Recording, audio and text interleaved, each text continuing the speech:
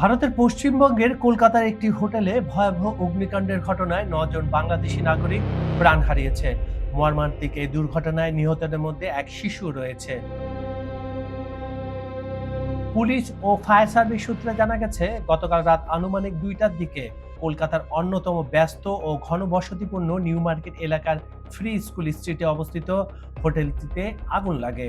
প্রাথমিক অনুসন্ধান শেষে ধারণা করা হচ্ছে, হোটেলের এসি বিস্ফোরণের মাধ্যমে এই আগুনের সূত্রপাত হতে পারে।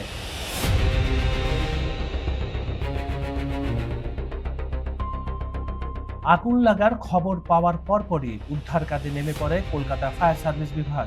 পরিস্থিতি নিয়ন্ত্রণে আনতে ফায়ার সার্ভিসের 4টি ইউনিট দ্রুত ঘটনাস্থলে পৌঁছায় এবং আগুন নেভানোর পাশাপাশি উদ্ধার তৎপরতা শুরু করে। পরবর্তীতে তাদের সাথে উদ্ধার কাজে যোগ দেয় পশ্চিমবঙ্গ রাজ্য সরকারের দুর্যোগ মোকাবেলা বিভাগের একটি বিশেষ টিম। ফায়ার সার্ভিসের পক্ষ থেকে নিশ্চিত করা হয়েছে, নিহতদের সবাই বাংলাদেশি নাগরিক। তারা মূলত চিকিৎসার উদ্দেশ্যে কলকাতা এসে সেই হোটেলে অবস্থান করছিলেন। ব্যস্ততম এলাকায় গভীর রাতে ঘটে যাওয়া এই মর্মান্তিক ঘটনায় স্থানীয়দের মাঝে শোকের ছায়া নেমে এসেছে। কাজল হায়দার, খবর সংযোগ।